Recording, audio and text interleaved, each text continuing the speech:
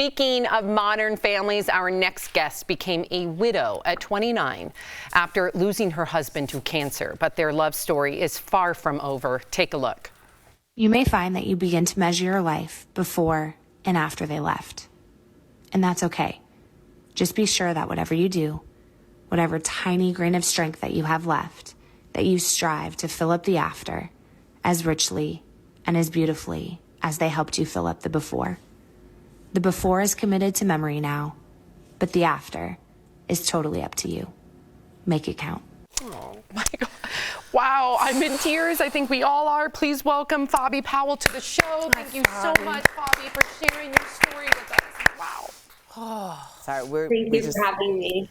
We got very emotional. I mean, but it's beautiful because let's go back to you lost Josh in 2016, and a couple years ago you decided to do IVF with the sperm he froze before his cancer treatment. So, what did he tell you about having a family before he passed? Josh and I always knew that we wanted to be parents one day. We're both very family-oriented people. And when we found out that his cancer was terminal, he sat me down after that appointment and said, "What about our babies?" And basically gave me his blessing to move forward with creating our family that we both dreamed of having, with or without him here. Wow. So it's been 6 years since you lost Josh. Why do this? Why do this in the first place, right? Because you talked about it 6 years ago. And why now?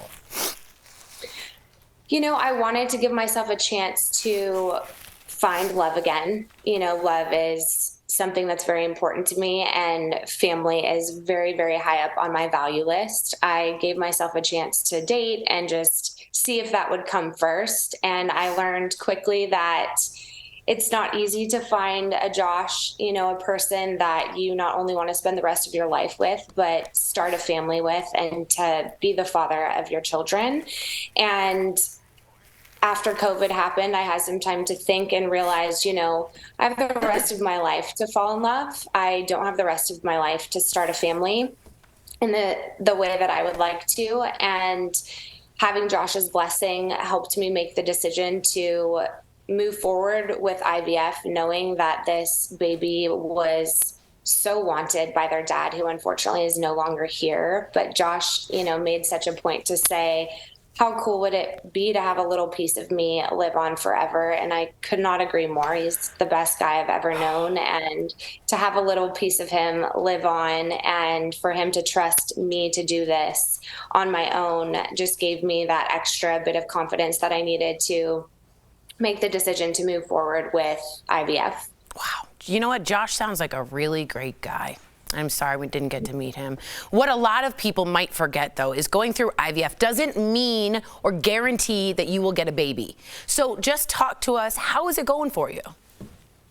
Yeah, and I don't even know that they forget. I think people just don't know what IVF even is. You know, they hear the word, they know they have friends going through it, but that's also a huge reason why I choose to share my journey so publicly, just to shed light on this process and how brutal it is, not only financially in the US to go through IVF, but the emotional toll that it takes on you and the physical toll that it takes on you. So I started this process it's almost been 3 years now. And I've gone through 5 egg retrievals, multiple surgeries, and it's the hardest thing I've ever done besides trying to navigate life without my husband. And to your point, it's one of those things that you go into this brutal process. You're battling this fertility journey every day. And after thousands of dollars spent, probably $200,000 at the point, you know, there's no guarantee that you're actually going to get a baby. And that's just part of the reality of IVF. And it's, you know, a gamble. Yeah. I wish you well. Fabi, you have been through so much. You are so strong. And I do believe that you're going to get your happy ending. I have to ask, are you afraid at all to do this alone?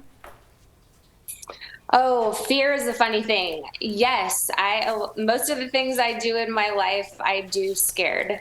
And I've learned at a young age that most of the extraordinary things that we experience in life live and exist on the other side of fear.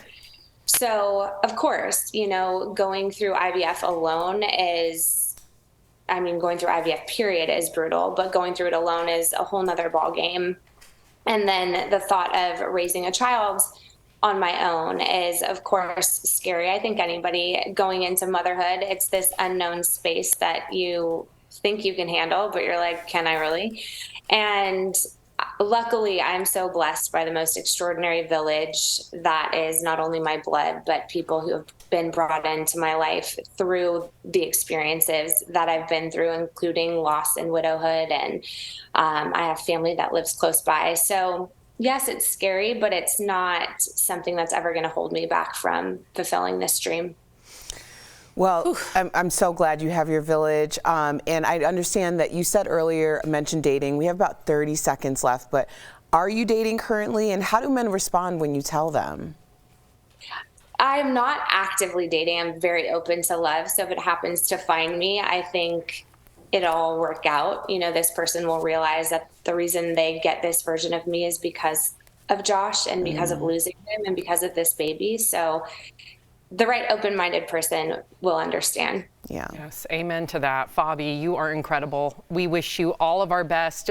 We will stay in touch with you. Absolutely. And learn about your journey and hopefully have you back on.